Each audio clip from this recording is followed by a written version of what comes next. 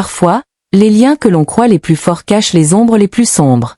Deux âmes nées du même quartier, élevées comme des frères, se verront déchirées par l'ambition, la jalousie et l'hypocrisie. C'est l'histoire de Nabi et Dama, une amitié scellée par le destin, mais menacée par les désirs inavoués et les traditions ancestrales. Si cette histoire de trahison et de destin brisé vous intrigue déjà, n'hésitez pas à vous abonner à notre chaîne et à aimer cette vidéo pour ne rien manquer de nos explorations des profondeurs de la nature humaine. Votre soutien est notre plus grande force. Nabi et Dama, deux jeunes hommes, sont nés et ont grandi dans le même quartier. Leur rire résonnait dans les ruelles, leurs jeux d'enfants animaient les après-midi ensoleillés. Ils étaient inséparables, liés par une amitié profonde et sincère qui semblait inébranlable. Ils ont vécu ensemble jusqu'à l'âge de 18 ans, cet âge charnière où, selon les coutumes ancestrales, les parents commencent à dessiner l'avenir matrimonial de leurs enfants. Comme le veut la tradition, les propositions de fiançailles commencèrent à affluer. Et un jour, la famille de la belle Guedeya, une cousine lointaine d'une grande beauté et réputation, fit sa proposition. Ce fut à Nabi que revint l'honneur d'être promis à Guedeya. Une décision qui, si elle était une joie pour Nabi et sa famille, ne fit pas l'unanimité. La famille de Dama, mécontente de cette proposition, fit comprendre que c'était leur fils, Dama, qui aurait dû être l'heureux élu pour Guedeya. Mais les traditions étaient les traditions, et la décision fut entérinée. Pendant des mois, l'histoire sembla être oubliée en surface, mais Dama, rongé par la déception et un sentiment d'injustice, garda son amertume enfouie au plus profond de lui. Le ressentiment de Dama grandissait, nourri par les paroles insidieuses de sa mère. Elle, qui rêvait de voir son fils épouser Guedeya pour l'honneur et le prestige que cela apporterait, ne supportait pas cette injustice. Elle conseilla Dama de ne pas laisser passer cette occasion, de ne pas se laisser faire. Sous l'influence de sa mère, Dama commença à se transformer. Dama devint un ennemi déguisé de Nabi, qui, lui, ne se doutait de rien. Son amitié pour Nabi était si pure qu'il ne pouvait imaginer la trahison qui se tramait. Dama souriait, écoutait les projets de mariage de Nabi avec Guedeya, les plans d'avenir qu'il partageait avec son ami, sans jamais laisser transparaître la haine grandissante qui rongeait son cœur. L'hypocrisie avait tissé sa toile. La tradition voulait qu'après les fiançailles, l'homme promis parte à l'aventure, à la recherche de la richesse, afin d'assurer l'avenir de son foyer avant le mariage. Nabi, plein d'enthousiasme et de détermination, se prépara à ce voyage initiatique. Et, naturellement, Dama proposa de faire le chemin avec lui. Une proposition que Nabi accepta sans l'ombre d'un doute, ravi de partager cette aventure avec son meilleur ami. Ils partirent donc ensemble, loin de chez eux, vers un autre comté. C'était le temps des royaumes, où les rois et leurs seigneurs dirigeaient les régions, possédant les entreprises, les grands champs, et offrant des opportunités aux jeunes hommes ambitieux. Le chemin était long, incertain, semé d'embûches, mais Nabi était rempli d'espoir. Dama, lui, marchait à ses côtés, ses intentions cachées derrière un sourire amical. Dama connaissait ce comté, s'y étant déjà rendu une fois avec son père à la recherche de leur cheval égaré. Il connaissait la chaleur qui sévissait dans cette région et le manque cruel de ravitaillement en eau. Ils marchèrent pendant des kilomètres. Dama, profitant de la situation, consomma le reste de leur réserve en eau et versa le reste dans son corps, laissant le réservoir vide. Nabi, inconscient de ce qui se jouait, ne soupçonna rien. Fatigué, il demanda à Dama de l'eau. Dama lui répondit, « L'eau est déjà finie, il nous restait un peu, je l'ai bu, mais t'inquiète, le village n'est pas loin. » Au fur et à mesure qu'ils avançaient, Nabi, déshydraté, ne put continuer.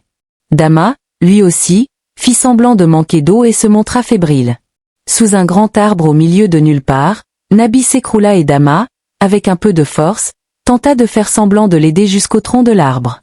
Il lui demanda de rester. « Je vais tenter de chercher de l'eau dans les environs. » Puis il disparut, sachant qu'il ne restait pas grand-chose à son cher ami jusqu'au village suivant. Arrivé dans ce royaume, il trouva de quoi s'abreuver et fit semblant d'être venu seul. Mais le destin en avait décidé autrement pour Nabi. Par chance, un convoi qui passait à la recherche de pâturage trouva Nabi entre la vie et la mort. On lui donna de l'eau, et Nabi, inconscient, reprit peu à peu ses esprits. Une fois lucide, il demanda s'il n'avait pas vu son frère, parti à la recherche d'eau et peut-être perdu lui aussi. Ils l'emmenèrent dans le village voisin, où il passa plusieurs jours à se remettre. Pendant ce temps, Dama, sans aucune nouvelle de Nabi, se frottait les mains, croyant que son sort était scellé. Il s'était présenté seul au royaume, y avait trouvé du travail et commençait à s'y établir, convaincu que Nabi ne referait jamais surface. Jusqu'au jour où, au détour d'une plantation, leurs chemins se croisèrent de nouveau. Nabi, voyant son ami, courut l'embrasser. Dama, surpris de le voir vivant, fit rapidement semblant de s'inquiéter, feignant le soulagement. « Nabi, mon frère, je te cherchais partout. J'étais si inquiet. » Ils commencèrent alors à travailler ensemble, Dama, toujours l'hypocrisie au fond du cœur, mais le sourire aux lèvres. Au même moment, dans leur village natal, le silence de Nabi et Dama depuis leur départ laissait planer un doute angoissant dans leur environnement familial. Guedeya, la fiancée de Nabi, contrainte par la tradition de limiter ses allées et venue jusqu'au retour de son promis, commençait elle-même à perdre patience, le cœur lourd d'inquiétude. Après plusieurs semaines d'incertitude, le père de Dama, inquiet de ce silence prolongé, décida de partir à la recherche de son fils. Après quelques semaines de voyage et de recherche, il finit par retrouver Dama dans le nouveau comté. Soulagé, il lui parla et lui demanda des nouvelles de Nabi. Dama, avec un sourire fin, fit signe à son père que Nabi se trouvait dans un autre comté. Tant mieux pour lui, il travaille bien. Le père de Dama repartit, content de voir son fils bien travailler et surtout ravi de ne pas avoir à relayer les inquiétudes de la famille de Nabi. De retour au village, il annonça la bonne nouvelle à sa famille, vantant son fils prodigue qui lui avait remis de l'argent et des vêtements, tentant ainsi d'élever le rang de Dama au sein du village. Pendant ce temps, la famille de Nabi, rongée par l'inquiétude de ne pas avoir de nouvelles de l'un des leurs, se sentait démunie. Nabi, qui avait perdu son père depuis des années, n'avait personne pour tenter de le contacter. Sa mère, seule avec sa sœur, ne constituait pas un support solide, les laissant dans une anxiété croissante. Il était devenu l'ombre de Nabi, son confident, son allié de façade. Mais sous cette carapace d'amitié, Dama s'ingéniait à semer des graines de discorde. Il donnait à Nabi de mauvais conseils, minimisait ses réussites auprès de leurs employeurs, ou créait de petites situations qui mettaient Nabi en difficulté, tout en se présentant toujours comme son protecteur. Nabi, aveuglé par son affection, ne voyait rien. Il attribuait les revers à la malchance, confiant son désespoir à Dama, qu'il écoutait avec une fausse compassion. Les échecs de Nabi s'accumulaient, tandis que Dama, par ses manigances, parvenait à se faire une place de choix auprès des seigneurs locaux. Lentement, insidieusement, un doute commença à s'immiscer dans l'esprit de Nabi. Trop de coïncidences, trop de maladresse de la part de Dama, son ami de toujours. Les masques commençaient à se fissurer. Cependant, Nabi, petit à petit, semblait se remettre et commençait à se distinguer par son travail acharné et sa loyauté. Il cherchait toujours à exposer ses problèmes à Dama et tentait de connaître davantage sur lui, comme au bon vieux temps où il partageait tout.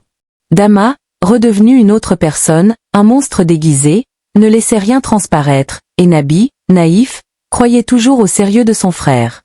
Le neveu de leur employeur, voyant la montée en puissance de Nabi et sa faveur auprès de son oncle, commença à le jalouser. Il tenta de le discréditer, semant le doute dans l'esprit de son père sur l'honnêteté et la loyauté de Nabi. Dama, loin de le défendre, encouragea secrètement les tentatives de ce fils, y voyant une occasion inespérée d'affaiblir Nabi et de le renvoyer, afin de récupérer sa place. L'employeur, un homme sage et cultivé, observait les faits et gestes de ses employés depuis sa calèche, sous le grand arbre. Il voyait en Nabi un homme de bien et tenta de demander à son neveu de s'éloigner de Nabi.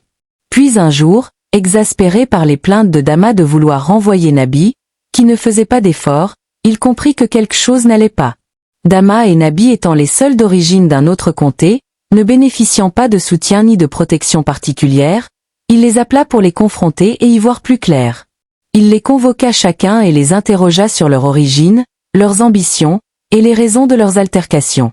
Dama, le premier à être interrogé, chercha à discréditer Nabi aux yeux de l'employeur. Le jour suivant, il interrogea Nabi, qui lui expliqua leur origine et le motif de leur venue ici, soulignant la proximité de leur famille et l'amitié qui les liait depuis le bas âge. Cependant, Nabi mentionna un léger changement chez Dama depuis leur fiançailles, mais le traita toujours comme une bonne personne, un ami éternel, vantant ses qualités de bâtisseur. L'employeur, impressionné par ces mots venus de Nabi, commença à les surveiller de près. Un soir, alors qu'ils étaient épuisés et sans le sou, une altercation éclata. Dama, exaspéré par la persistance de Nabi à ne pas comprendre ses connaissances, laissa transparaître sa véritable nature. Des mots durs furent échangés, et pour la première fois, Nabi vit la haine dans les yeux de celui qu'il considérait comme son frère. La réalité le frappa de plein fouet. Les paroles de la mère de Dama, le mécontentement initial de sa famille, tout prit un sens. Nabi réalisa l'étendue de l'hypocrisie et de la trahison. Puis un jour, l'employeur, un homme riche mais très rusé, les appela tous les deux et les emmena dans sa demeure privée, un lieu où aucun employé, même le plus proche, n'avait jamais mis les pieds. Il leur montra l'étendue de sa richesse, une fortune inestimable. Les deux, pris de panique, n'avaient jamais vu quelque chose d'aussi gigantesque. Il leur remit à chacun un petit sac et les appela un par un, leur demandant de remplir ce petit sac, que chacun remplit le sac de l'autre, et les laissant seuls tester leur personnalité, puis disparut. Dama remplit son petit sac de pierres précieuses dont la valeur restait à désirer, tandis que Nabi remplit son petit sac de lingots d'or, et ils sortirent. Puis le jour de leur départ, ils rassemblent leurs affaires et l'employeur les appela devant les autres employés en vantant leur mérite d'être des gens issus des bonnes familles. Il les appela une nouvelle fois en privé, leur demandant de sortir leur sac et que chacun prenne le sac qu'il avait rempli. Dama, meurtri au fond de lui d'avoir rempli le sac de Nabi avec des pierres sans valeur, s'attendait à recevoir un sac sans valeur. Nabi, lui, était content d'avoir eu autant de richesses et l'était également pour Dama, croyant qu'il avait fait de même. Mais Dama sombra dans la douleur de son hypocrisie, réalisant que le piège de l'employeur, homme riche et sage, s'était refermé sur lui. Il rentra au village, Nabi, content de retrouver sa mère et Guedeya, et le mariage eut lieu avec faste. Dama, rattrapé par son hypocrisie, demeura une personne faible et dépersonnalisée, incapable de se réjouir de sa propre richesse, rongée par le remords et la jalousie. La famille de Dama, honteuse de voir leur fils prodigue rester l'ombre de lui-même, tenta de se rapprocher de la famille de Nabi pour masquer la honte de leur fils et vanter les bonnes relations de leurs enfants.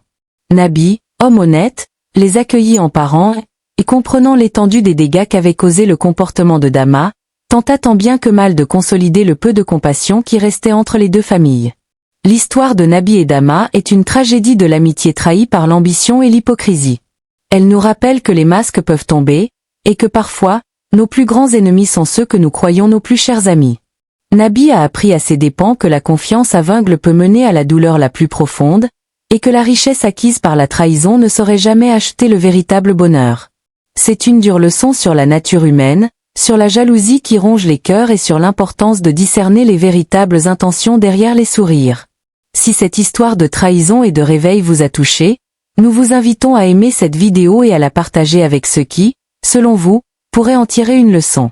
Laissez-nous un commentaire pour nous faire part de vos pensées. Et pour ne manquer aucune de nos prochaines explorations des récits humains profonds, n'oubliez pas de vous abonner à notre chaîne et d'activer la cloche de notification. Merci d'avoir suivi cette histoire poignante jusqu'à son dénouement. À très bientôt.